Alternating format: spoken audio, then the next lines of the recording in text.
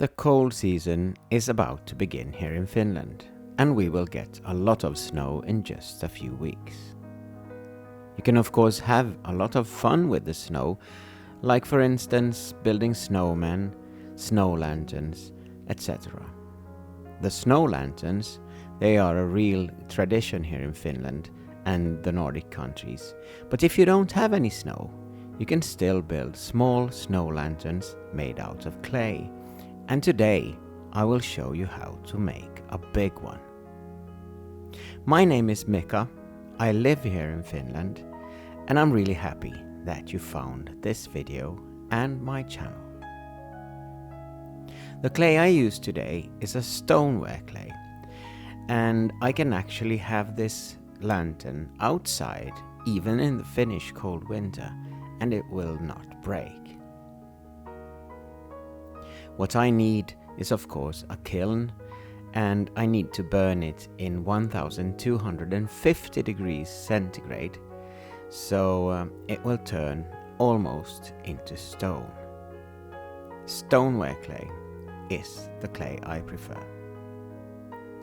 The first thing I have to do is of course wedge the clay, and after that I make small balls out of clay and start pinching, because I am going to make small pinch pots and build my snow lantern out of that.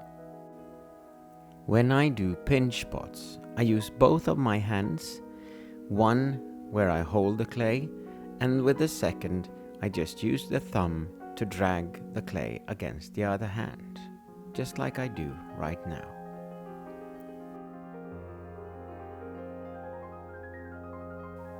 If the clay cracks, like it does right now, it's really easy to get rid of the crack afterwards, just by squeezing on the rim and use your finger with some water and close it. It's really easy to feel how thick the walls are with your thumb. After that, it's time to close the hole, so I get a hollow ball. It's now time for me to make all the pieces I need for my snow lantern. And I guarantee that if you build a lantern like this, you will be really good at making pinch pots after this.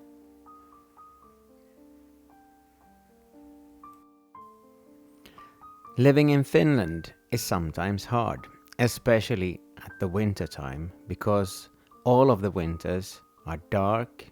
Sometimes they are really cold, and they are actually long too. Almost half the year is what you could call a winter. The sun is up about 3 or 4 hours a day, and after that it's almost pitch black. I have now almost all what I need for my lantern. I need about 16 to 20 snowballs, and after that I will start assembling my snow lantern. But 16 balls, is that enough? Yes, it is, if you cut them in 2 halves. And that's what I'm going to do right now. I use slip to bind them together, and I use a thread to cut the balls in 2 pieces. This way I get a lantern not so heavy, and it's really easy to attach the pieces when you have only halves.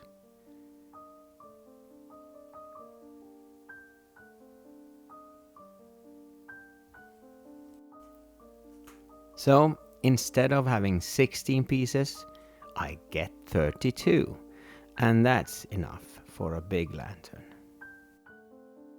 When you build something like this, it might also be good to leave it to dry for a while every now and then, because the weight of the clay might otherwise be too much and it will lose its shape.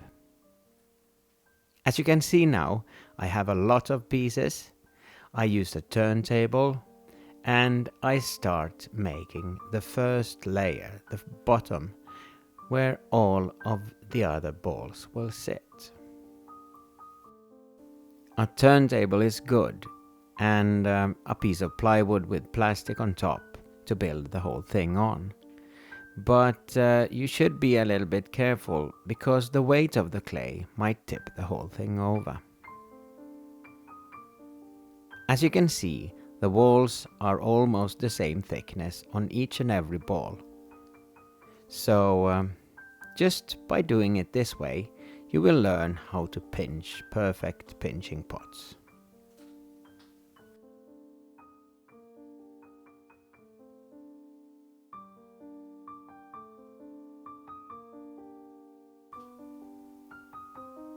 As you can see now, the first layer is almost done. And I have to put a little bit of slip in between each and every piece. If it feels really wet, you should leave this to dry for a while before you start with the second layer. If not, just keep on building.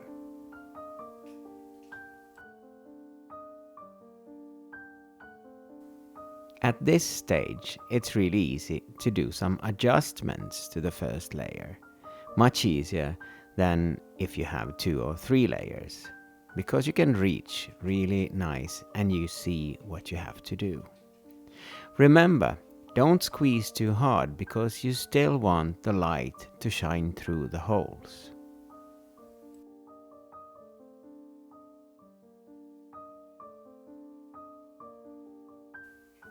When you start with the second layer, you need to put slip on 4 different sides on each and every ball, 2 at the bottom and of course on each side.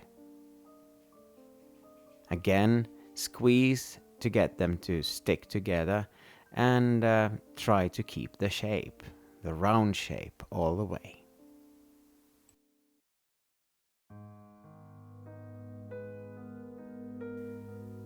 If you think that this snow lantern is too big and you rather make a small one, let's say for a tea light, just look up one of my other videos where I make the small one.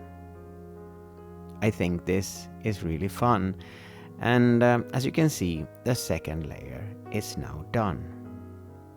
Again, some small adjustments before I begin with the third and the last layer. Remember to put slip in between each and every one, because that's the glue that keeps the whole thing together. And if you take a look, you can see the light shining through all of the pieces. Perfect for a light inside. It's now time for me to attach the last piece and of course do some final adjustments. Look at the shape from all the different angles, and then it's time to let it dry. After that, I will bisque fire it, I will glaze it with a white glaze, and then I will burn it in the final fire of 1250 degrees Celsius. The seasons change really fast here in Finland. Sometimes the fall looks like this, and in just a few days it might look like this. The first snow has now arrived, and it's just a thin layer on the grass, but it's time for me to take out my snow lantern in my own garden.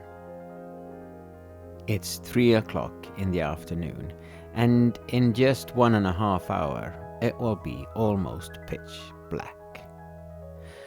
If you don't want to have your lantern outside, it's also a perfect lantern to have inside, but then remember to have a small plate underneath your candle if you have real fire. Thank you so much for watching, and I hope that you get inspired to make yourself a snow lantern like this. Bye bye.